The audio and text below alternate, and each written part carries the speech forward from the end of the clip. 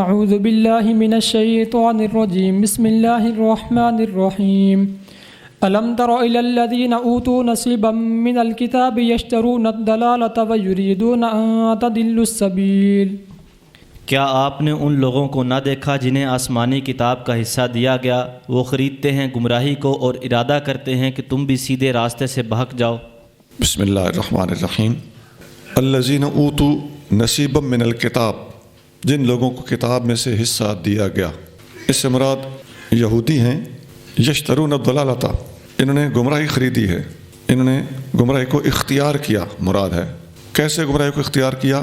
بتکذیب محمد علیہ السلام، نبی کریم صلی اللہ علیہ وآلہ وسلم کی تکذیب کر کے، آپ کو نہ مان کے، اور یریدون ان تضلوا السبیل، اور ارادہ کرتے ہیں کہ آپ لوگ بھی راستے سے بھٹک جاؤ، یعنی مسلمانوں کو بھی بھٹکانا چاہتے ہیں۔ مراد یہ ہے کہ اے مومنوں، اے مسلمانوں، آپ کو بھی یہودی راہ سے بھٹکانا چاہتے ہیں۔ میرے محبوب کو نہ مان کے خود بھٹکے اور یہاں تک نہیں تھمے، بلکہ اب یہ آپ لوگوں کو بھی گمراہ کرنے کا ارادہ رکھتے ہیں۔ اللہ تعالیٰ مسلمانوں کو ان کی شرارت سے آگاہ کر رہا ہے اور الرٹ کر رہا ہے۔ آگے چلے جی۔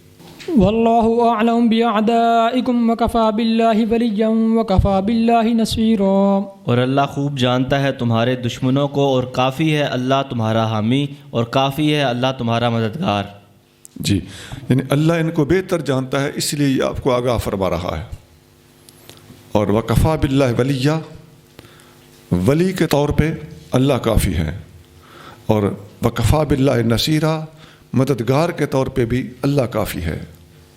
من الذین هادوا يحرفون الکلم عن مواضعه ويقولون سمعنا وعصينا واسمع غير مسمع وراعنا ليا بألسنتهم وطعنا في الدين ولو أنهم قالوا سمعنا وأطعنا واسمع وانظرنا لكان خيرا لهم وأقوم ولكن لعنهم الله بكفرهم فلا يؤمنون إلا قليلا۔ یہودیوں میں سے کچھ لوگ پھیر دیتے ہیں اللہ کے کلموں کو ان کی جگہوں سے، اور کہتے ہیں ہم نے سنا اور نافرمانی کی، اور آپ سے کہتے ہیں کہ سنیے اس حال میں کہ آپ سنائے ہوئے نہ ہوں، اور رائنا کہتے ہیں اپنی زبانیں موڑ کر اور طعنہ زنی کرتے ہوئے دین میں، اور اگر وہ یہ کہتے کہ ہم نے سنا اور تسلیم کیا اور آپ ہماری بات سنیں اور ہم پر نظر فرمائیں تو ان کے لیے بہتر اور نہایت درست ہوتا، لیکن اللہ نے ان پر لعنت فرمائی ان کے کفر کی وجہ سے، تو وہ ایمان نہیں لاتے مگر تھوڑے۔ ان کی حرکت یہ تھی جس کی وجہ سے اللہ تعالیٰ ان پر اس آیت میں لعنت برسا رہا ہے۔ یہودی نبی کریم صلی اللہ علیہ وآلہ وسلم کی محفل میں آ کر بیٹھتے تھے تو تین طرح کے لفظ بگاڑ کے بولتے تھے۔ ایک ان کا یہ کہنا تھا وَيَقُولُونَ سَمِعْنَا وَعَصَيْنَا، ہم نے سنا اور نافرمانی کی۔ نمبر 2 وَاسْمَعْ غَيْرَ مُسْمَعٍ، سنیے بغیر سنائے۔ نمبر 3 رَاعِنَا، اس لفظ کو بھی وہ بگاڑ کے بولتے تھے۔ لین بِأَلْسِنَتِهِمْ، ان کی زبانوں کے اندر پھیر مروڑ ہوتا تھا۔ اب یہ 3 لفظ ہیں، ان کے بارے میں اللہ تعالیٰ تھوڑے اگلے الفاظ میں ارشاد فرما رہا ہے وَلَوْ أَنَّهُمْ قَالُوا سَمِعْنَا، کاش یہ لوگ ان تینوں لفظوں کو یوں بولتے۔ وہ جو انہوں نے بولا تھا سمعنا و عصینا، انہیں بولنا چاہیے تھا سمعنا و اطعنا، ہم نے سنا اور اطاعت کی۔ آگے انہوں نے بولا واسمع غیر مسمع، سنائیے بغیر سنائے، انہیں بولنا چاہیے تھا واسمع، یہ غیر مسمع کا مذاق نہیں کرنا چاہیے تھا۔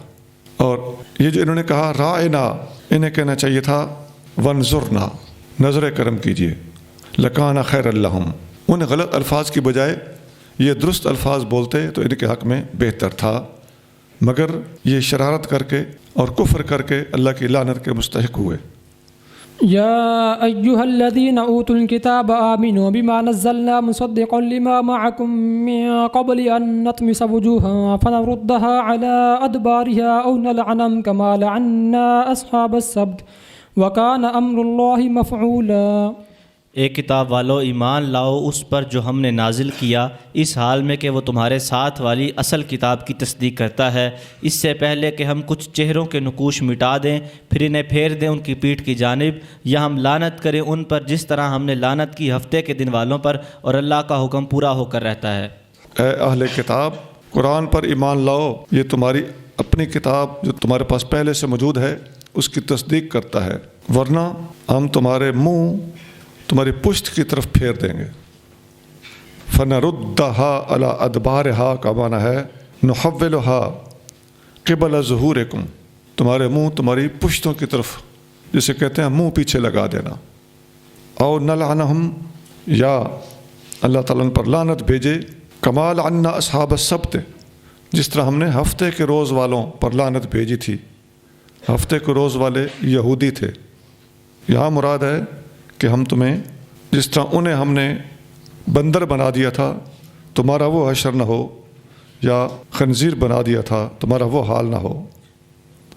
ان اللہ لا یغفر ان یشرک به ویغفر ما دون ذلك لمن یشاء ومن یشرک باللہ فقد افترى اثما عظیما. بے شک اللہ نہیں بخشتا اس بات کو کہ اس کے ساتھ شرک کیا جائے، اور بخش دیتا ہے جو اس سے کم ہو جس کے لیے چاہے، اور جس نے اللہ کے ساتھ شرک کیا تو بے شک اس نے بہت بڑے گناہ کا بہتان باندھا.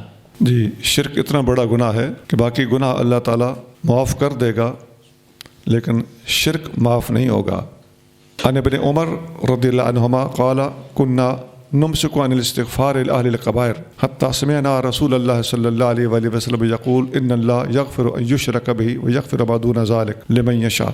ہم گناہ کبیرہ کرنے والے لوگوں کے لیے استغفار نہیں کرتے تھے، لیکن جب سے یہ آیت اتری کہ شرک کے سوا ہر گناہ معاف ہو سکتا ہے تو نبی کریم صلی اللہ علیہ وآلہ وسلم نے پھر ارشاد فرمایا انی ادخرت دعوتی شفاعتی لأہل القبائر من امتی، میں نے اپنی دعا کو محفوظ کر لیا ہے شفاعت کے طور پر، اپنی امت کے گناہ کبیرہ کرنے والوں کی شفاعت میں قیامت کے دن کروں گا. فامسکنا عن کثیر مما کان فی انفسنا ثم نطقنا بعد ورجونا، ہم بہت ساری جو نا امیدیاں تھیں ان سے ہٹ گئے اور پر امید ہو گئے، اور ہم نے گناہ گاروں کے حق میں بھی استغفار کرنا شروع کر دیا. یہ حدیث ابو یعلا میں ہے، 5813 حدیث نمبر ہے، اس کی سند صحیح ہے. مسند ابی یعلا 5813. عن علی بن ابی طالب قال ان هذه الآیۃ ارجى آیۃ فی القرآن. سیدنا علی بن ابی طالب رضی اللہ تعالیٰ عنہ فرماتے ہیں کہ یہ آیت قرآن کی سب سے زیادہ پر امید آیت ہے، جس میں ہمیں سب سے زیادہ امیدیں ہیں. بغوی جلد اول صفحہ 554. اور آپ فرماتے ہیں ما فی القرآن آیت احب الی من هذه الآیہ، مجھے قرآن میں سب سے زیادہ پیاری یہ آیت ہے، ان اللہ لا یغفر ان یشرک بہ ویغفر ما دون ذلک. ترمذی 3037، اس کی سند حسن ہے. ترمذی 3037. حضرت انس بن مالک رضی اللہ تعالیٰ عنہ نبی کریم صلی اللہ علیہ وآلہ وسلم سے روایت کرتے ہیں کہ الظلم ثلاثۃ، ظلم 3 قسم کے ہوتے ہیں. فظلم لا یغفرہ اللہ، ایک ظلم وہ ہوتا ہے جسے اللہ معاف نہیں کرے گا. وظلم یغفرہ اللہ، دوسرا ظلم وہ ہے جسے اللہ معاف کر دے گا. وظلم لا یترکہ اللہ، ایک ظلم وہ ہے جسے اللہ ترک نہیں کرے گا، وہ معاملہ کسی اور کے ہاتھ میں ہوگا، اللہ دے دے گا. آگے تفصیل سے ارشاد فرمایا کہ یہ تینوں قسمیں جو ہیں، وہ ظلم جو اللہ معاف نہیں کرے گا وہ شرک ہے، وہ ظلم جو اللہ معاف کرے گا وہ حقوق اللہ ہے، وہ ظلم جو اللہ تعالیٰ کسی کے حوالے کر دے گا وہ حقوق العباد ہیں. مسند بزار 6493 6493، اس کی سند حسن ہے. حضرت جابر نبی کریم صلی اللہ علیہ وآلہ وسلم سے روایت کرتے ہیں کہ ایک آدمی نے عرض کیا یا رسول اللہ کون سی چیزیں ہیں جو واجب کر دیتی ہیں جنت کو یا واجب کر دیتی ہیں دوزخ کو؟ آپ نے فرمایا جو مر گیا اور اس نے شرک نہیں کیا تھا دخل الجنہ، وہ جنتی ہے. اور ومن مات یشرک باللہ شیئا دخل النار، جو مر گیا اور وہ مشرک تھا وہ جہنمی ہے. یہ 2 چیزیں موجب ہیں، توحید اور شرک. توحید جنت کی موجب ہے اور شرک جہنم کی موجب ہے. مسلم حدیث نمبر 93. حضرت جبریل امین نے نبی کریم صلی اللہ علیہ وآلہ وسلم کو آ کر بتایا بشر امتک انہ من مات لا یشرک باللہ شیئا دخل الجنہ. یہی بات اس حدیث میں بھی ہے کہ جو شرک سے پاک ہو کر مرا وہ جنت میں گیا. اور حدیث میں آتا ہے کہ حضور علیہ السلام نے حضرت جبریل سے پوچھا کہ کیا اس نے بڑے بڑے گناہ کیے ہوں، چوری اور بدکاری تک کی ہو؟ فرمایا ہاں، بالآخر جنت میں جائے گا. دوبارہ حضور نے پوچھا وَإِن سَرَقَ وَإِن زَنَا قَالَ نَعَمْ وَإِن شَرِبَ الْخَمْرَ خواہ شراب پی ہو، لیکن وقتی سزا تو ہوگی، بالآخر جنت میں جائے گا، دائمی جہنم اس کے لیے نہیں ہے۔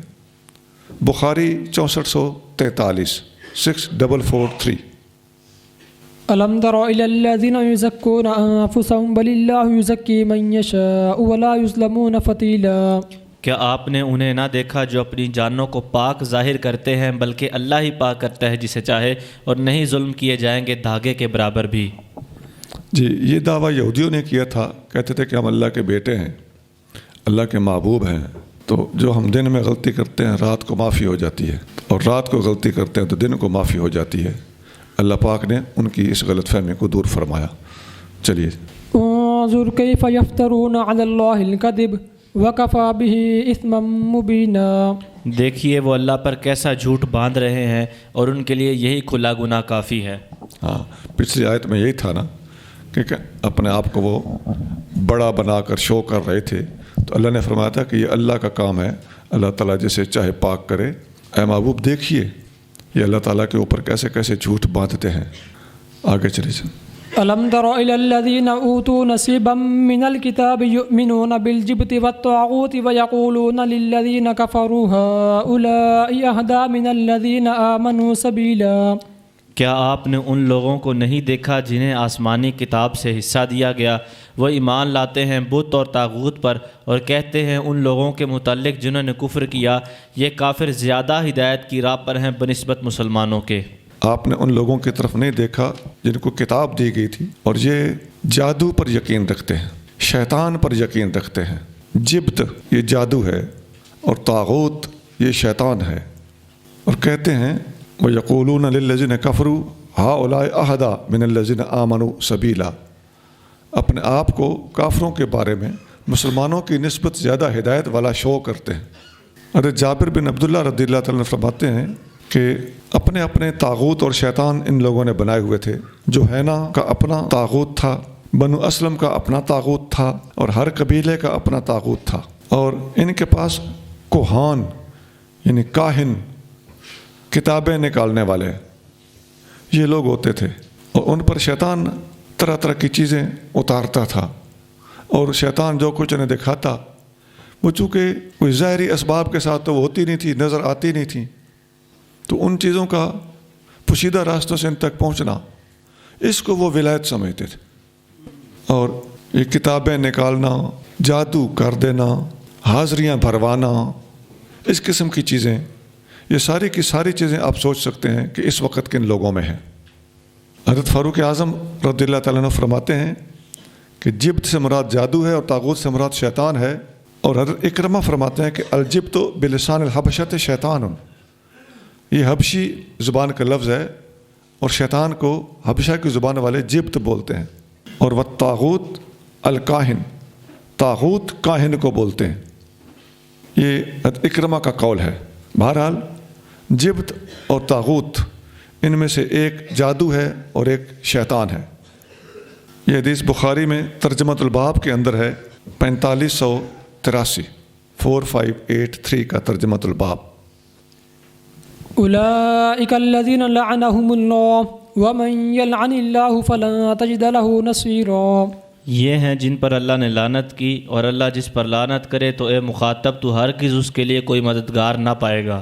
جی، انہی لوگوں پر اللہ نے لعنت کی ہے، اور جس پر اللہ کی لعنت ہو اس کا کوئی مددگار نہیں ہوتا۔ اب دیکھ لیجئے یہودیوں کے اس راستے سے اللہ ہمیں بچائے، ہم نے بچ کے رہنا۔ اور یہ جو لوگ اس قسم کی ناجائز عملیات کے ماہر ہوتے ہیں اور ان ناجائز عملیات کو ولایت سمجھتے ہیں، ان ناجائز عملیات کی انہوں نے دکانیں کھلی ہوئی ہوتی ہیں، ان کا جس طبقے سے زیادہ تر تعلق ہے اس طبقے کا یہودیوں کے ساتھ کیا تانا بانا ہے، آپ اچھی طرح سمجھ سکتے ہیں کہ یہ یہودیوں کی راہ پر ہے۔ ام لهم نصیب من الملک فاذا لا یؤتون الناس نقیرا۔ کیا ان کا کوئی حصہ ہے ملک میں؟ اگر ایسا ہو تو وہ لوگوں کو تل برابر بھی کوئی چیز نہ دیں۔ جی، ان کا بس چلے تو کسی کو کوئی چیز نہ دیں، نقیر تک نہ دیں۔ نقیر ایک ضرب المثل کے طور پہ مفسرین نے لکھا ہے کہ لفظ آیا ہے، یہ قلیل چیز کو کہا جاتا ہے۔ یہ گٹھلی جو کھجور کی ہوتی ہے، اس کے اوپر ایک باریک سی جھلی اور پردہ ہوتا ہے، اسے نقیر کہا جاتا ہے۔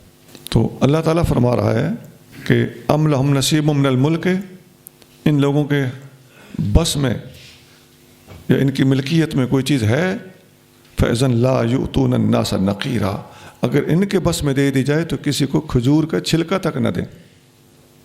آگے چلی جائے۔ ام يحسدون الناس على ما آتاهم الله من فضله فقد آتينا آل إبراهيم الكتاب والحكمة وآتيناهم ملكا عظيما، یا وہ حسد کرتے ہیں لوگوں سے اس پر جو اللہ نے انہیں اپنے فضل سے دیا، تو بے شک ہم نے آل ابراہیم کو کتاب و حکمت دی اور ہم نے ان کو بڑا ملک دیا۔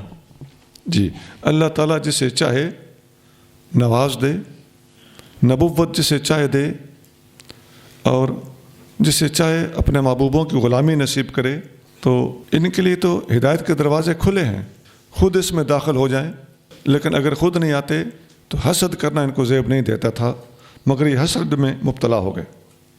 فمنهم من آمن به ومنهم من صد عنه وكفى بجهنم سعيرا، تو ان میں سے بعض لوگ ابراہیم پر ایمان لائے اور کچھ لوگوں نے ان سے روگردانی کی، اور کافی ہے ان کے لیے بھڑکتا ہوا دوزخ۔ جی، ان میں سے کچھ لوگ ایمان لائے، یعنی یہودیوں میں سے کچھ لوگ مسلمان ہو گئے تھے اور حضور صلی اللہ علیہ وسلم کے صحابی بن گئے تھے، جن میں حضرت عبداللہ بن سلام کا نام زیادہ مشہور ہے۔ لیکن ان میں سے کچھ ایسے ہیں جنہوں نے اسلام کو خود بھی قبول نہ کیا اور دوسروں کو بھی اس میں داخل ہونے سے روکا۔ وَكَفَى بِجَهَنَّمَ سَعِيرًا، جہنم کی بھڑکن ان کے لیے کافی ہے۔ ان الذين كفروا بآياتنا سوف نصليهم نارا كلما نضجت جلودهم بدلناهم جلودا غيرها ليذوقوا العذاب ان الله كان عزيزا حكيما، بے شک جن لوگوں نے کفر کیا ہماری آیتوں سے، عنقریب ہم انہیں آگ میں ڈالیں گے، جب بھی جل کر پک جائیں گی ان کی کھالیں، بدل دیں گے ہم ان کی کھالوں کو ان کے علاوہ دوسری کھالوں سے تاکہ وہ عذاب چکھیں، بے شک اللہ غالب بڑی حکمت والا ہے۔ ان کافروں کو جلد ہی آگ میں ڈالا جائے گا۔ دوسری بات، آگ میں جا کر ان کے جسم جب پک جائیں گے، یعنی جل کے خراب ہو جائیں گے، تو اللہ تعالیٰ نئی جلد ان کو عذاب کے لیے عطا فرما دے گا، لیذوقوا العذاب، تاکہ عذاب چکھیں۔ حضرت ابو ہریرہ رضی اللہ تعالیٰ عنہ فرماتے ہیں کہ رسول اللہ صلی اللہ علیہ وآلہ وسلم نے فرمایا، جہنم میں کافر کا ایک دانت، داڑھ یا دانت، یہ احد پہاڑ کی طرح بڑا بڑا ہوگا۔ آگے ان کے اپنے جسم کتنے ہوں گے آپ اندازہ لگا لیجئے۔ جسم کتنا بڑھایا کیوں جائے گا؟ تاکہ عذاب اچھی طرح تاثیر کر سکے۔ مسلم 2851۔ والذين آمنوا وعملوا الصالحات سندخلهم جنات تجري من تحتها الأنهار خالدين فيها أبدا لهم فيها أزواج مطهرة وندخلهم ظلا ظليلا، اور جو لوگ ایمان لائے اور انہوں نے نیک کام کیے، عنقریب ہم انہیں داخل کریں گے جنتوں میں جن کے نیچے نہریں جاری ہوں گی، وہ ان میں ہمیشہ ہمیشہ رہیں گے، ان کے لیے جنتوں میں پاکیزہ بیویاں ہوں گی اور ہم انہیں گھنی چھاؤں میں داخل کریں گے۔ اس کے برعکس مسلمانوں کے انعامات کیا دیے جائیں گے؟ جو لوگ ایمان لائے اور اعمال صالحہ کیے انہیں ہم جنت میں داخل کریں گے جن کے نیچے نہریں جاری ہوں گی اور پاک بیبیاں اور گہرے سائے۔ اس قسم کے الفاظ پہلے گزرے ہیں، الذین آمنوا وعملوا الصالحات، یہ الفاظ قرآن میں بہت جگہ موجود ہیں، اور جنت کی یہ ٹھاٹھ اور یہ شان پہلے گزر چکی ہے۔ ان اللہ یأمرکم ان تؤدوا الامانات الى اہلها واذا حکمتم بین الناس ان تحکموا بالعدل ان اللہ نعم ما یعظکم به ان اللہ کان سمیعا بصیرا، بے شک اللہ تمہیں حکم دیتا ہے کہ تم ادا کرو امانتیں امانت والوں کو، اور یہ کہ جب تم فیصلہ کرو لوگوں کے درمیان تو فیصلہ کرو عدل کے ساتھ، بے شک اللہ تمہیں کیا ہی اچھی نصیحت فرماتا ہے، بے شک اللہ بہت سننے والا خوب دیکھنے والا ہے۔ اس آیت میں اللہ تعالیٰ نے دو نصیحتیں فرمائی ہیں۔ نمبر ایک، اللہ تمہیں حکم دیتا ہے کہ امانتیں ان کے اہلوں کے سپرد کرو۔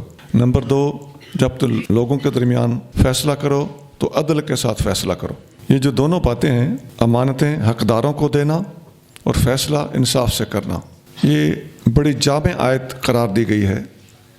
اس میں جو پہلا جزو ہے کہ امانتیں حقداروں کے حوالے کرو، یہ ہر قسم کی امانتیں مراد ہیں، کیونکہ امانت کے اوپر کسی قسم کی قید یہاں نہیں لگائی گئی۔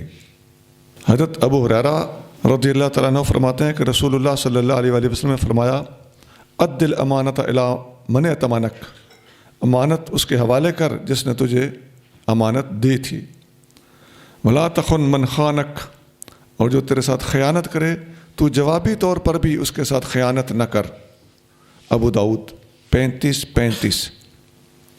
امانت اتنی اہم چیز ہے، ابن مسعود رضی اللہ تعالیٰ عنہ فرماتے ہیں ان الشہادۃ تکفر کل ذنب الا الامانت، جب بندہ شہید ہو جاتا ہے تو اس کی شہادت ہر گناہ کا کفارہ بن جاتی ہے سوائے امانت کے۔ اس سے پہلے ایک حدیث آپ پڑھ چکے ہیں کہ قرض کا لفظ تھا وہاں پر، یہ ابن ابی حاتم میں حدیث ہے 5550 5550۔ انس بن مالک رضی اللہ تعالیٰ عنہ فرماتے ہیں قلبا خطبنا رسول اللہ صلی اللہ علیہ وسلم الا قال الا لا ایمان لمن لا امانۃ لہ ولا دین لمن لا عہد لہ، خبردار، یعنی نبی کریم صلی اللہ علیہ وسلم جب بھی ہمیں خطاب فرماتے تو شاید ہی کوئی خطاب ایسا ہو جس میں آپ نے یہ الفاظ نہ بولے ہوں۔ کیا الفاظ تھے؟ خبردار، جو امانت دار نہیں اس کا کوئی ایمان نہیں، اور جو وعدے کا پاس نہیں رکھتا اس کا کوئی ایمان نہیں۔ مسند احمد 12324 12324۔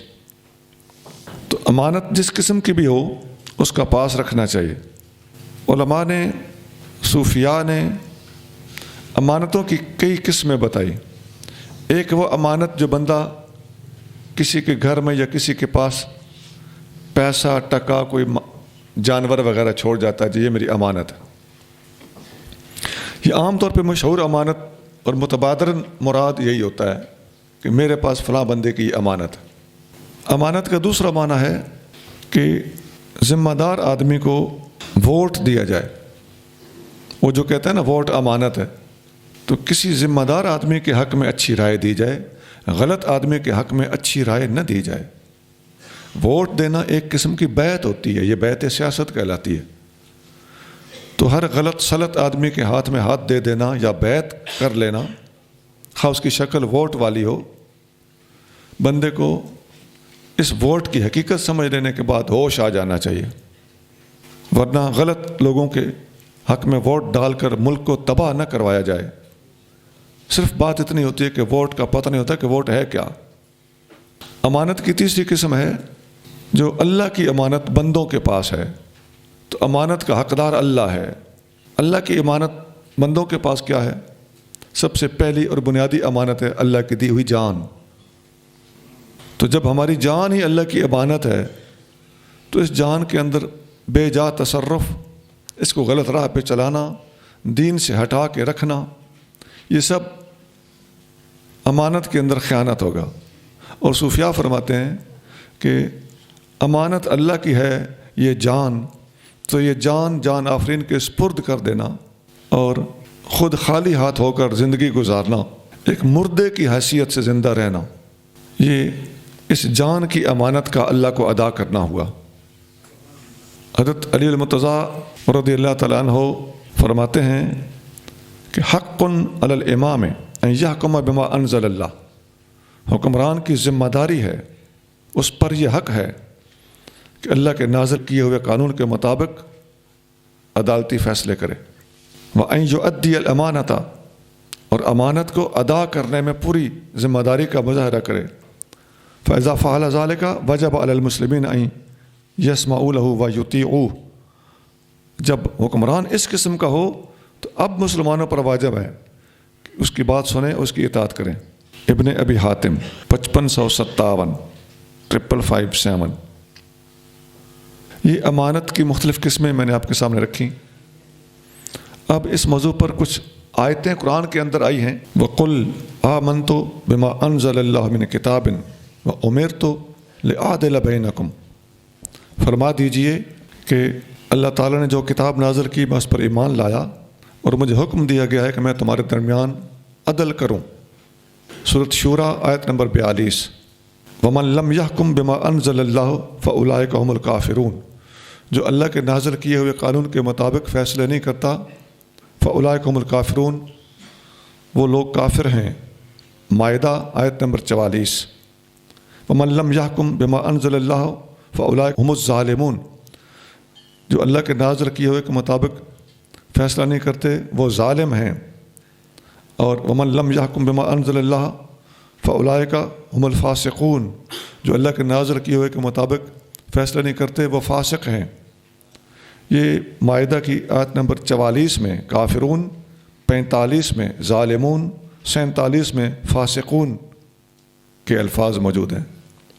یہاں علماء نے ان آیتوں کی تفسیر کی ہے کہ یہ الفاظ اللہ تعالیٰ نے جو ارشاد فرمائے ہیں ان میں ظالمون، فاسقون یہ تو اپنے ظاہر پر ہے، لیکن کافرون کی روشنی میں ان پر کفر کا فتویٰ اس وقت تک نہیں لگایا جائے گا جب تک ان کے پاس کوئی تعویل اور کوئی بہانہ نہ ہو۔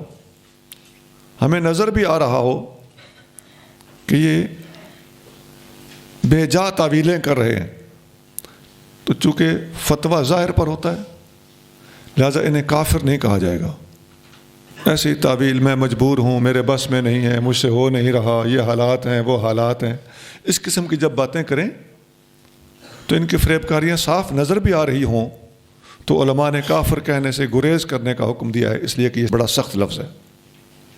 آگے فرمایا وَأَنزَلْنَا إِلَيْكَ الْكِتَابَ بِالْحَقِّ مُصَدِّقًا لِمَا بَيْنَ يَدَيْهِ مِنَ الْكِتَابِ وَمُهَيْمِنًا عَلَيْهِ، ہم نے آپ پر قرآن نازل کیا ہے جو اپنے سے پہلی کتابوں کی تصدیق کرتا ہے اور ان کے اوپر نگرانی کرتا ہے۔ فَاحْكُم بَيْنَهُم بِمَا أَنزَلَ اللَّهُ، جو اللہ نے نازل کیا ہے محبوب اس کے مطابق فیصلے کیجیے، حکومت چلائیے اور عدالتی نظام قائم کیجیے۔ سورۃ مائدہ آیت نمبر 48۔ اب حدیثیں سنیے۔ نبی کریم صلی اللہ علیہ وآلہ وسلم نے فرمایا ان المقسطین عند اللہ علی منابر من نور، انصاف کرنے والے لوگ اللہ کے ہاں نور کے میناروں پر بڑی شان و شوکت سے بٹھائے گئے ہوں گے۔ ان یمین الرحمن، رحمان کے جلوہ افروزی والی جگہ کے دائیں طرف، عز وجل وکلتا یدیہ یمین، اللہ کی جلوہ افروزی کے دونوں پہلو دائیں ہی ہیں، وہاں بایاں کوئی نہیں۔ الذین یعدلون فی حکمہم، یہ وہ لوگ ہوں گے جو اپنے فیصلوں کے وقت انصاف سے کام لیتے تھے۔ وَأَهْلِهِمْ، حکومت کے معاملے میں بھی انصاف کرتے تھے اور اپنے گھر والوں کے معاملے میں بھی انصاف کرتے تھے۔ وَمَا وَلُوا، اور جو ان کے حوالے کیا جاتا تھا، جو ذمہ داری ان کو سونپی جاتی تھی اس کے معاملے میں بھی عدل کرتے تھے۔ مسلم 1827۔ حضرت ابو سعید خدری رضی اللہ تعالیٰ فرماتے ہیں کہ رسول اللہ صلی اللہ علیہ وآلہ وسلم نے ارشاد فرمایا ان احب الناس الی اللہ یوم القیامت وادناہم منہ مجلسا امام عادل، اللہ تعالیٰ کو قیامت کے دن سب سے زیادہ پیارا بندہ اور اللہ تعالیٰ کے سب سے زیادہ قریب بیٹھنے والا بندہ وہ ہوگا جو عدل کرنے والا امام ہوگا، عدل کرنے والا حکمران ہوگا۔ وابغض الناس الی اللہ وابعدہم منہ مجلسا امام جائر، اور اللہ تعالیٰ کا سب سے زیادہ بغض والا اور ناپسندیدہ بندہ اور اللہ سے دور وہ حکمران ہوگا جو ظالم ہوگا۔ ترمذی 1329۔ یہ حکمران بن بیٹھنا آسان نہیں ہے، دنیا کی ٹوریں، شان و شوکت، نعرے بازیاں یہ وقتی ہوتی ہیں، یہاں کئی آئے اور کئی گئے، آنکھیں بند کرنے کی دیر ہے، لگ پتہ جائے گا۔ يا أيها الذين آمنوا أطيعوا الله وأطيعوا الرسول وأولي الأمر منكم فإن تنازعتم في شيء فردوه إلى الله والرسول إن كنتم تؤمنون بالله واليوم الآخر ذلك خير وأحسن تأويلا۔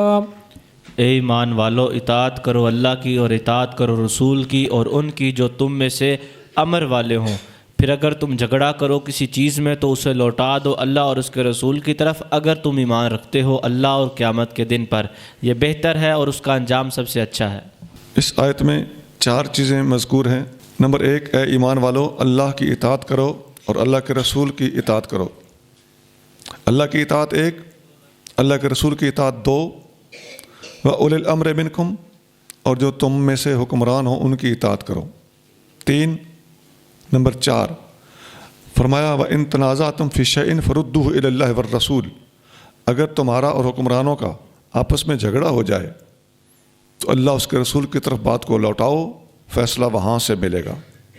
مراد ہے قرآن کو مضبوط پکڑو، نبی پاک صلی اللہ علیہ وسلم کی حدیث اور سنت کو مضبوط پکڑو۔ آگے فرمایا وَأُولِي الْأَمْرِ مِنْكُمْ، تمہارے وہ حکمران جو تم میں سے ہوں۔ یہ تم میں سے کا لفظ ٹھیک ٹھاک قابل غور ہے۔ تم میں سے کا مطلب یہ ہے کہ جب تم نے اللہ کی اطاعت کی تو وہ تمہارے ساتھ تھا، جب تم نے رسول کی اطاعت کی تو وہ تمہارے ساتھ تھا۔ اب وہ تم میں سے اولو الامر بن گیا تو اس کا مطلب یہ ہے کہ وہ اللہ کی اطاعت اور رسول کی اطاعت میں سے تمہارے ساتھ ہو کے آیا ہے۔ تو حکمران وہ ہوگا جو اللہ اور اس کے رسول کی اطاعت میں ہمارا ساتھی ہو اور اس سفر میں ہمارے ساتھ گزرا ہو۔ اب اولو الامر بنے گا تو وہ ٹھیک ہے، اس کی بھی اطاعت کرنا ہوگی۔ اس وضاحت سے ہماری مراد یہ ہے کہ اگر اولو الامر کی بات قرآن کے خلاف ہے، حدیث کے خلاف ہے، تو اس کی اس بات کی اطاعت گزاری جائز نہیں ہوگی۔ اولو الامر پر قید ہے منکم کی، کہ وہ تم میں سے ہونا چاہیے، اور تم کون ہو؟ جو اللہ کی اطاعت اور اللہ کے رسول کی اطاعت کرنے والے ہو۔ اس لیے آگے فرمایا اگر تمہارا جھگڑا ہو جائے تو فیصلہ اللہ اس کے رسول سے کراؤ۔ یا نہیں فرمایا کہ جھگڑا ہو جائے تو فیصلہ اللہ، اللہ کے رسول اور حکمرانوں سے کرو۔ جھگڑے کے دوران فیصلہ حکمران سے نہیں، اللہ اس کے رسول سے کرایا جائے گا۔ اس سے پتہ چلا کہ اختلاف حکمرانوں سے بھی ہو سکتا ہے، تو اس صورتحال میں فیصلہ قرآن اور حدیث سے ہوگا۔ حضرت عبادہ بن صامت رضی اللہ تعالیٰ عنہ فرماتے ہیں کہ ہمیں نبی کریم صلی اللہ علیہ وآلہ وسلم نے بلایا اور ہم نے حضور صلی اللہ علیہ وسلم کے دست اقدس پر بیعت کی۔ آپ علیہ السلام نے شرط رکھی کہ بیعت کرو، میری شرط یہ ہے بایعنا علی السمع والطاعۃ۔ آپ علیہ السلام نے ہم سے بیعت کی حکم سننے پر اور حکم کی اطاعت کرنے پر، کہ بات سنو گے اور اطاعت کرو گے۔ فی منشطنا و مکرہنا، ہمارا دل چاہے تب بھی اطاعت کریں گے اور دل نہ چاہے تب بھی اطاعت کریں گے۔ وعسرنا ویسرنا، تنگی ہوگی تب بھی اطاعت کریں گے اور آسانی ہوگی تب بھی اطاعت کریں گے۔ وَأَن لَا نُنَازِعَ الْأَمْرَ أَهْلَهُ، اور ہم حکمران سے خواہ مخواہ جھگڑا نہیں کریں گے۔ اہل بندہ جس کو امیر بنایا جائے، حکمران بنایا جائے، اس سے بات بات پہ الجھنا ایسا نہیں ہوگا، اخلاص کا مظاہرہ ہوگا۔ ہاں الا ان تروا کفرا بواحا، یہ شرط جب تک کھلا کفر نہ دیکھ لو۔ سر عام ایک بندہ نماز سے روکنا شروع ہو گیا، اسلام سے پھیرنا شروع ہو گیا، سیدھا سیدھا کوئی گنجائش ہی نہیں چھوڑی۔ عندکم من اللہ فیہ برہان، اور حکمران سے اختلاف کرتے وقت تمہارے پاس اللہ کے ہاں جا کے جواب دینے کے لیے برہان ہونی چاہیے، وہاں جا کے مار نہ کھانا۔ اس سے پتہ چل گیا، یہ چیز بخاری میں ہے 7055 7055، یہ بات بات پہ حکمرانوں سے حد سے زیادہ تجاوز کر جانا۔ آپ ان کو مشورہ دے دیں، آپ ان سے جائز حد تک اخلاقیات میں رہتے ہوئے امن عامہ کو برقرار رکھتے ہوئے اختلاف کریں، اس میں کوئی ممانعت نہیں ہے، ایسا حدیثوں میں آیا ہے۔ لیکن ایسی روش اختیار کرنا جس سے ملک کا امن ہی برباد ہو جائے، یہ جائز نہیں ہے۔ ہاں نرا ہی کوئی للکار کے کافر ہو جائے تو پھر ایک الگ بات، وہ اس نے خود ایک سچویشن پیدا کر دی۔ انس بن مالک رضی اللہ تعالیٰ فرماتے ہیں کہ نبی کریم صلی اللہ علیہ وسلم نے فرمایا اسمعوا واطیعوا، حکمران کی بات مانو، سنو اور اطاعت کرو۔ وان استعمل حبشی کأن رأسہ زبیبۃ، خواہ تمہارے اوپر کوئی ایسا حبشی حکمران بنا دیا جائے جس کا سر کشمش کے دانے کی طرح چھوٹو سا ہو، لیکن جب امیر بن گیا تو اب نظام چلانے کے لیے اس کے ساتھ بھی وفا کرو۔ بخاری 693 693۔ عن ابن عباس عن النبی صلی اللہ علیہ وآلہ وسلم قال من کرہ من امیرہ شیئا فلیصبر، نبی کریم صلی اللہ علیہ وآلہ وسلم نے فرمایا اپنے حکمران امیر میں کوئی ناپسندیدہ چیز دیکھو تو صبر سے کام لو۔ صبر کا لفظ کیا بتا رہا ہے؟ نہیں، غلط کو غلط سمجھنا ہے، لیکن آپ نے اس کو صبر کی نظر کیوں کرنا ہے؟ صرف اس لیے کہ امن خراب نہ ہو۔ فَإِنَّهُ مَنْ خَرَجَ مِنَ السُّلْطَانِ شِبْرًا مَاتَ مِيتَةً جَاهِلِيَّةً، جو بندہ حکمران کے ڈسپلن سے اور نقض امن کرنے کے لیے مسلمانوں کی جماعیت سے ایک بالشت بھی دائیں بائیں ہوا، وہ جاہل ہو کر مرا۔ بخاری 7053 7053۔ حضرت عبداللہ بن عمر رضی اللہ تعالیٰ فرماتے ہیں کہ میں نے رسول اللہ صلی اللہ علیہ وسلم کو فرماتے ہوئے سنا، من خلع یدن من طاعت، جس نے اطاعت سے اپنا ہاتھ کھینچ لیا، لقی اللہ یوم القیامت لا حجت لہ، قیامت کے دن اللہ تعالیٰ سے ملاقات ایسے کرے گا کہ اس کے پاس کوئی حجت نہیں ہوگی۔ ومن مات لیس فی عنقہ بیعۃ، جو بندہ مر گیا اور اس کی گردن میں بیعت کا پٹا نہیں تھا، یہ حکومت کی بیعت کی بات ہو رہی ہے، مات میتۃ جاہلیہ، وہ جہالت کی موت مرا۔ مسلم 1851۔ ان ابی ہریرہ رضی اللہ عنہ ان رسول اللہ صلی اللہ علیہ وآلہ وسلم قال من اطاعنی فقد اطاع اللہ ومن عصانی فقد عصی اللہ، جس نے میری اطاعت کی اس نے اللہ کی اطاعت کی، جس نے میری نافرمانی کی اس نے اللہ کی نافرمانی کی۔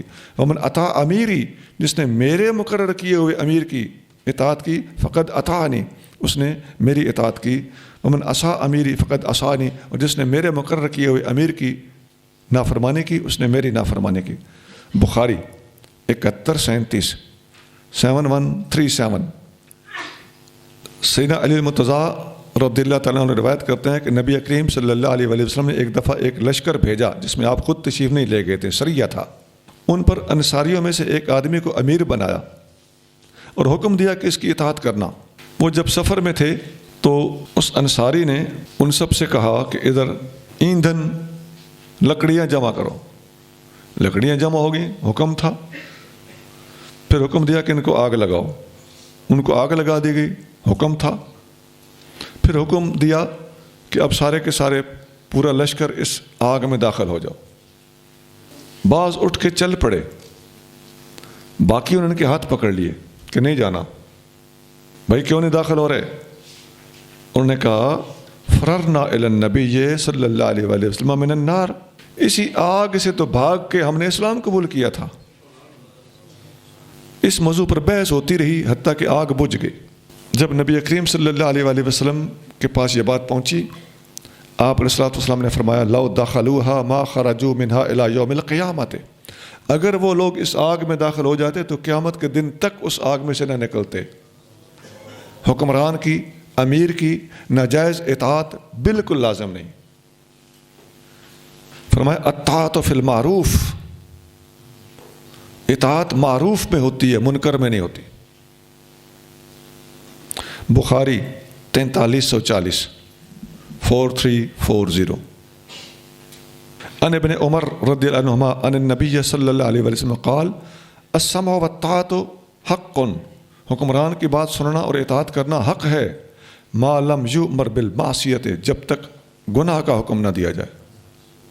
فَإِذَا أُمِرَ بِمَعْصِيَةٍ، جب معصیت اور نافرمانی کا حکم دیا جائے، فَلَا سَمْعَ وَلَا طَاعَةَ، اللہ اس کے رسول کی نافرمانی کا حکم دیا جائے تو نہ سنی جائے گی نہ مانی جائے گی۔ بخاری 2955۔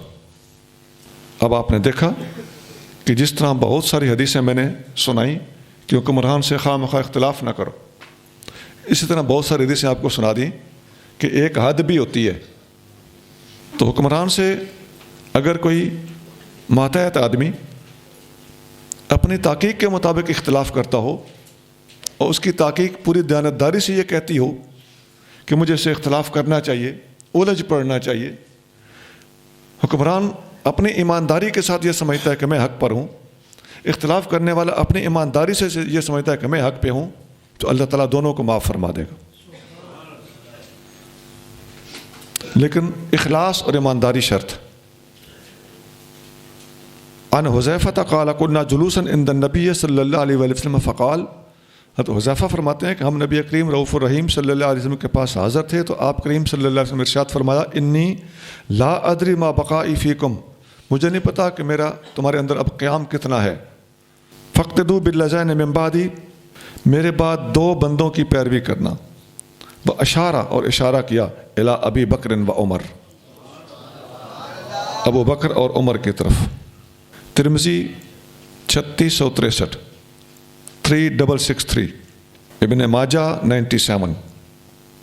ان ابن عباس قال قال رسول اللہ صلی اللہ علیہ وآلہ وسلم، ابن عباس فرماتے ہیں کہ رسول اللہ صلی اللہ علیہ وآلہ وسلم نے ارشاد فرمایا، اللہ کی کتاب میں جو کہ تمہیں حکم ملا ہے فالعمل بہ، اس پر عمل ہوگا، لا عذر لأحد فی ترکہ، اس کو ترک کرنے کا کوئی بہانہ نہیں، فإن لم یکن فی کتاب اللہ فسنۃ منی ماضیۃ، اگر اللہ کی کتاب میں وہ حکم نہ ملے یا مسئلے کا حل نہ ملے تو میری سنت تمہارے پاس موجود ہے، اس میں دیکھ لینا۔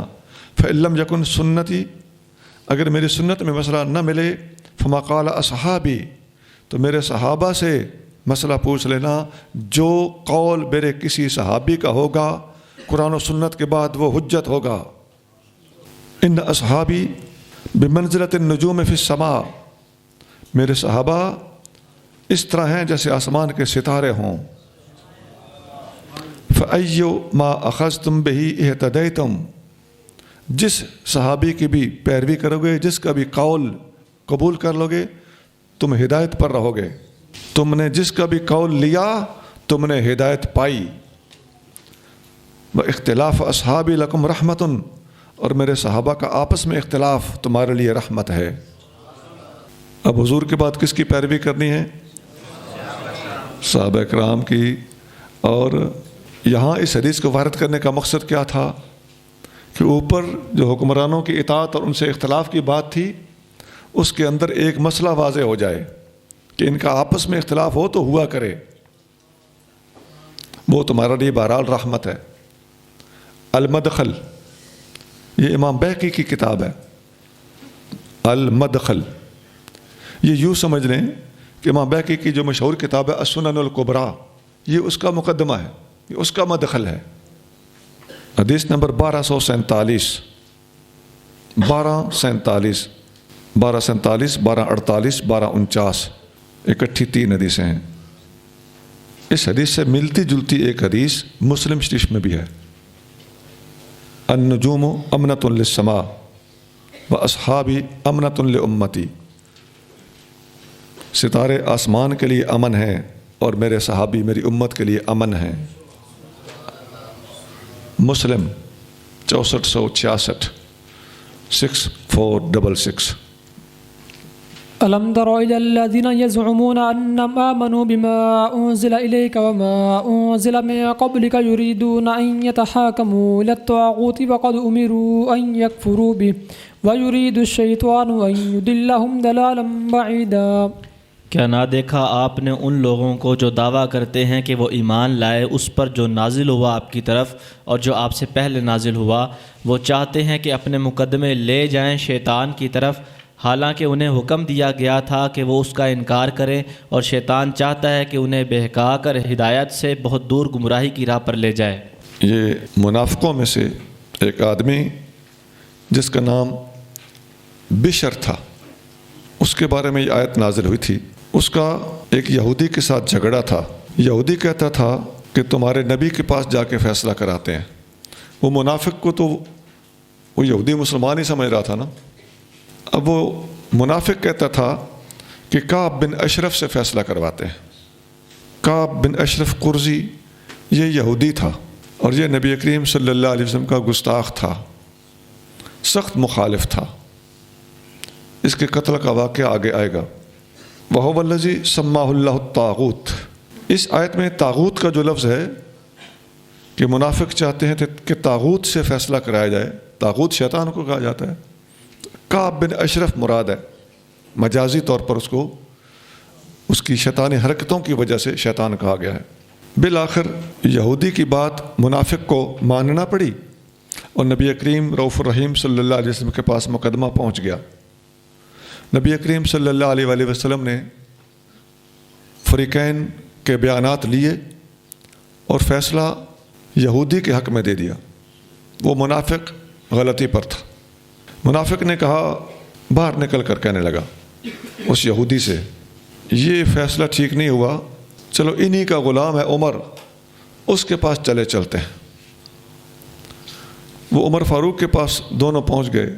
یہودی نے بتایا کہ پہلے ہم آپ کے نبی محمد صلی اللہ علیہ وآلہ وسلم کے پاس یہ فیصلہ لے جا چکے ہیں، وہ میرے حق میں فیصلہ دے چکے ہیں، مگر اسے وہ فیصلہ قبول نہیں، اس کے کہنے پر مجھے آپ کے پاس آنا پڑا، چلیں آپ ہی فیصلہ کر دیں۔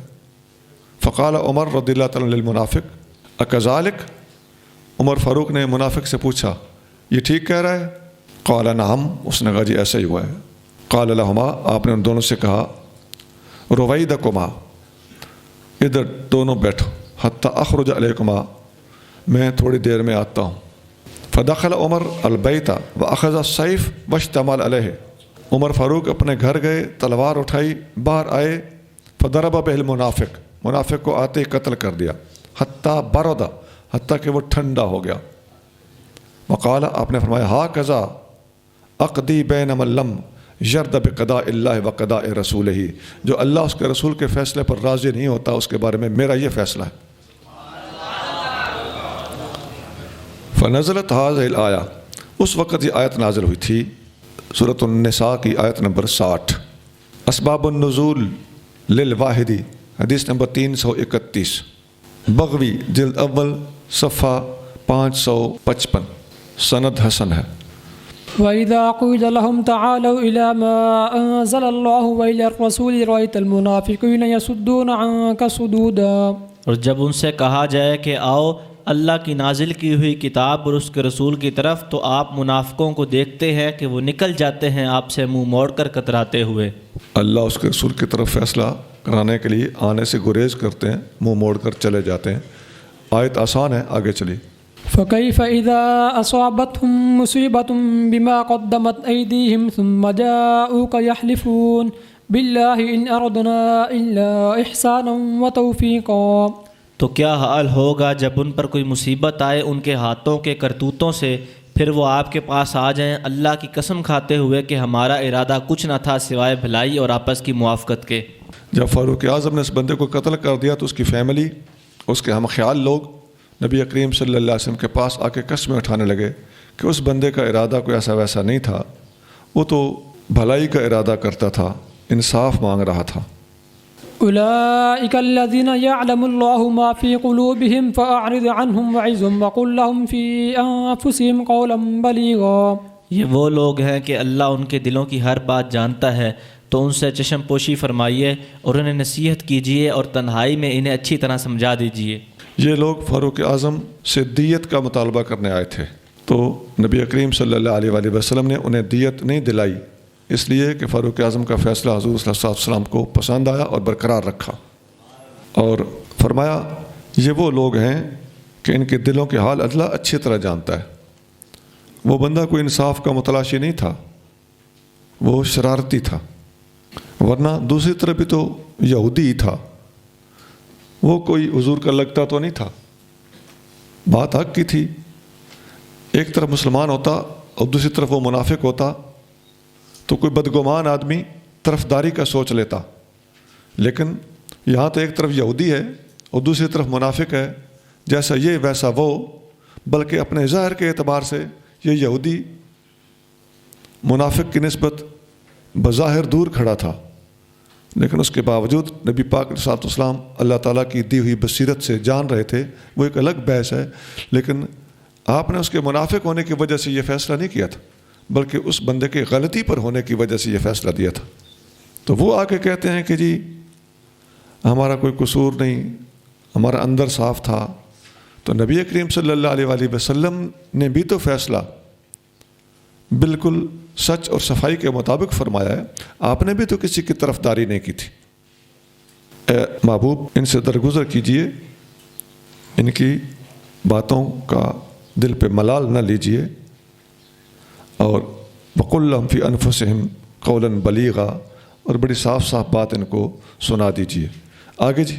وَمَا أَرْسَلْنَا مِن رَّسُولٍ إِلَّا لِيُطَاعَ بِإِذْنِ اللَّهِ وَلَوْ أَنَّهُمْ إِذْ ظَلَمُوا أَنفُسَهُمْ جَاءُوكَ فَاسْتَغْفَرُوا اللَّهَ وَاسْتَغْفَرَ لَهُمُ الرَّسُولُ لَوَجَدُوا اللَّهَ تَوَّابًا رَّحِيمًا، اور ہم نے کوئی رسول نہ بھیجا مگر اس لیے کہ اس کی فرما برداری کی جائے اللہ کے حکم سے، اور اگر وہ کبھی اپنی جانوں پر ظلم کر بیٹھے تھے تو آ جاتے آپ کے پاس، پھر مغفرت طلب کرتے اللہ سے، اور مغفرت طلب کرتا ان کے لیے رسول، تو ضرور پاتے اللہ کو بہت توبہ قبول کرنے والا، بے حد رحم فرمانے والا۔ اس آیت میں چند باتیں ہیں، ایک ایک کر کے دیکھتے جائیے۔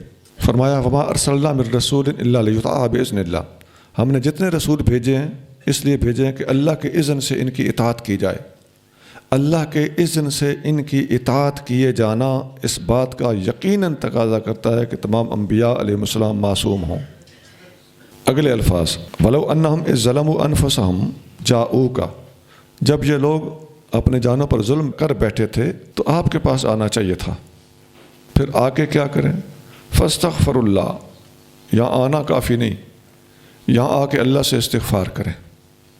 ان کا استغفار کرنا بھی کافی نہیں، اس کے بعد واستغفر لہم الرسول، میرا رسول بھی ان کے لیے استغفار کرے۔ اب یہ تین مقدمات جب مکمل ہو جائیں گے، نبی پاک علیہ الصلوۃ والسلام کے پاس حاضر ہونا، یہاں آ کے استغفار کرنا، اور حضور علیہ الصلوۃ والسلام سے استغفار کرانا، پھر لوجد اللہ تواب الرحیم۔ اب نتیجہ یہ نکلنا تھا کہ اللہ تعالیٰ کو توبہ قبول کرنے والا مہربان پاتے۔ حضرت عبداللہ بن عمر بن عاص رضی اللہ تعالیٰ عنہ فرماتے ہیں کہ نبی کریم صلی اللہ علیہ وآلہ وسلم نے فرمایا لا یؤمن احدکم حتی یکون ہواہ تبعا لما جئت بہ، تم میں سے کوئی بندہ اس وقت تک صاحب ایمان ہو ہی نہیں سکتا جب تک اس کی خواہشات میری لائی ہوئی شریعت کے تابع نہ ہو جائیں۔ شرح السنہ امام بغوی کی حدیث کی کتاب ہے، شرح السنہ، حدیث نمبر 104، سند صحیح ہے۔ اللہ کے رسول آتے ہی اس لیے ہیں کہ ان کی اطاعت کی جائے، اور یہاں سے میں نے معصومیت بھی ثابت کی۔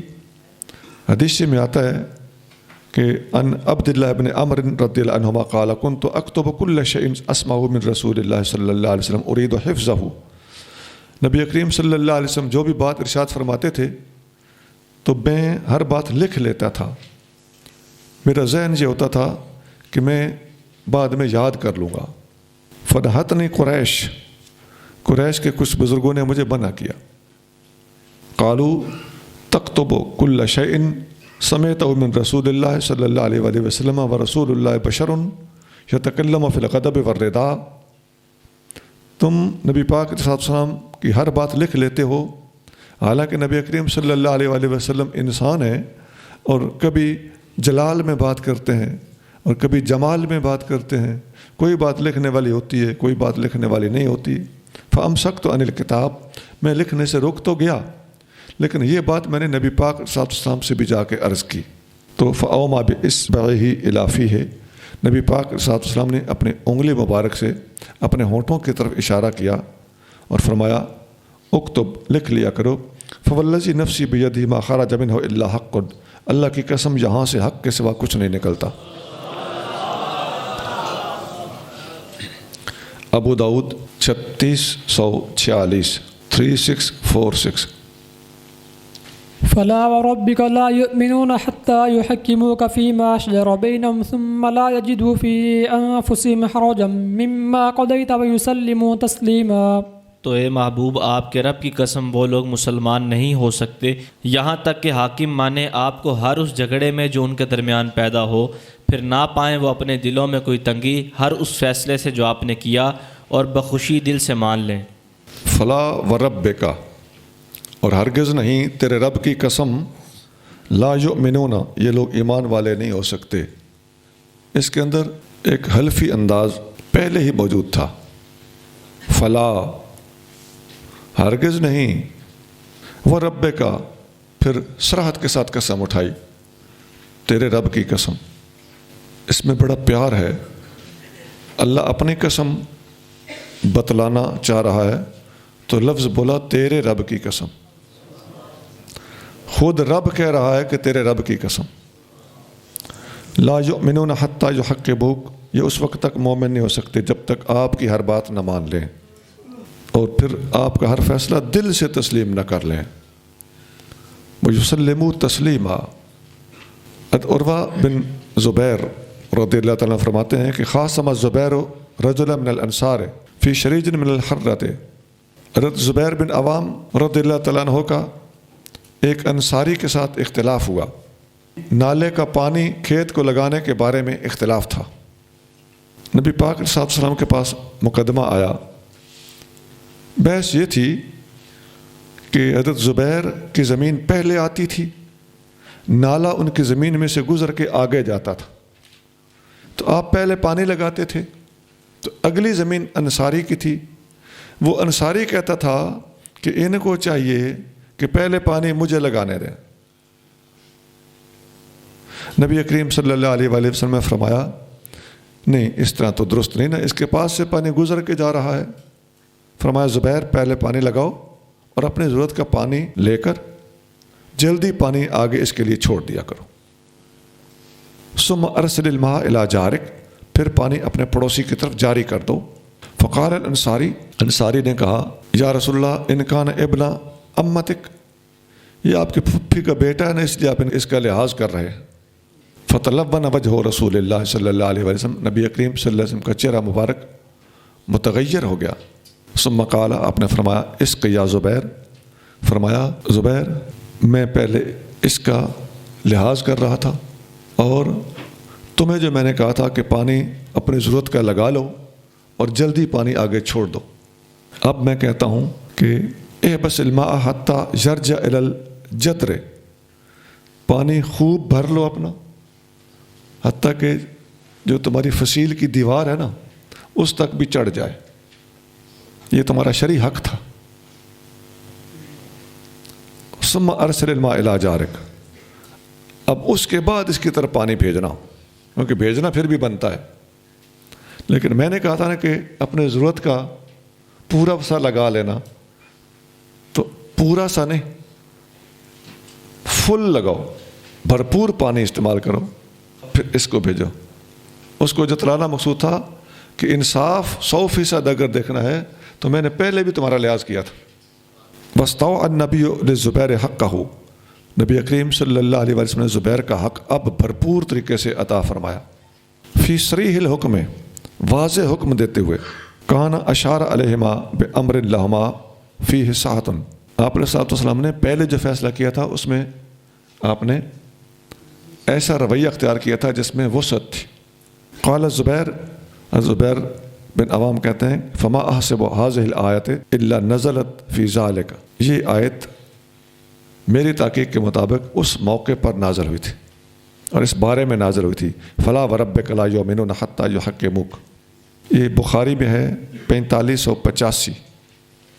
حضرت ارباز بن ساریہ رضی اللہ عنہ فرماتے ہیں کہ ہمیں نبی کریم صلی اللہ علیہ وسلم نے ایک دن نماز پڑھائی، اور نماز پڑھانے کے بعد آپ تشریف فرما ہو گئے، چہرہ مبارک ہماری طرف کر لیا، فوعظنا موعظۃ بلیغۃ ذرفت منها العیون، نبی کریم صلی اللہ علیہ وسلم نے اتنا فصیح و بلیغ خطاب فرمایا، واعظ فرمایا کہ ہماری آنکھیں پانی سے بہنے لگیں، آنکھیں بھر گئیں، ووجلت منها القلوب، دل لرزنے لگے۔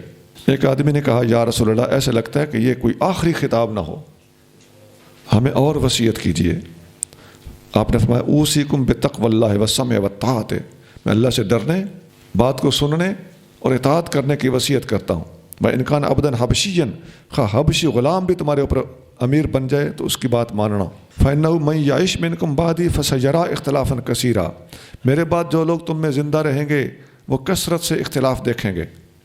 فَعَلَيْكُمْ بِسُنَّتِي وَسُنَّةِ الْخُلَفَاءِ الرَّاشِدِينَ الْمَهْدِيِّينَ، جب میری امت میں اختلافات ہوں تو اس وقت ان اختلافات میں محفوظ رہنے کا طریقہ بتا دیتا ہوں، میری سنت اور میرے خلفاء راشدین کی سنت کو اس وقت مضبوط پکڑنا۔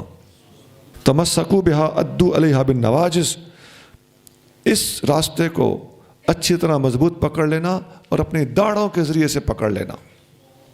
وَإِيَّاكُمْ وَمُحْدَثَاتِ الْأُمُورِ، نئے نئے کاموں سے بچ کے رہنا۔ فَإِنَّ كُلَّ مُحْدَثَةٍ بِدْعَةٌ، ہر نئی چیز بدعت ہے، وَكُلُّ بِدْعَةٍ ضَلَالَةٌ، اور ہر بدعت گمراہی ہوتی ہے۔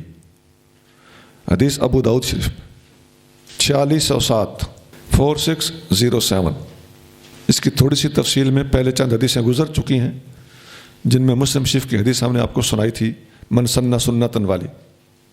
سبحان ربک رب العزت عما یصفون وسلام علی المرسلین والحمد للہ رب العالمین۔